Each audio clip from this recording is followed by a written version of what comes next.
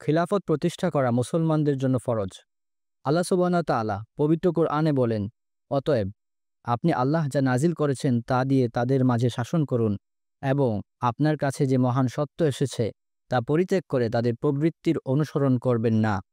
সূরা আল মাইদা। তিনি সুবহানাহু ওয়া তাআলা আরও বলেন, অতএব আপনি আল্লাহ যা নাজিল করেছেন তা দিয়ে তাদের মাঝে শাসন করুন আর তাদের প্রবৃত্তির অনুসরণ করবেন না এবং তাদের ব্যাপারে সতর্ক থাকুন যেন তারা আপনার নিকট আল্লাহর প্রেরিত কোনো বিধান থেকে আপনাকে বিচ্যুত করতে না পারে। সূরা আল মাইদা আয়াত ৪৯।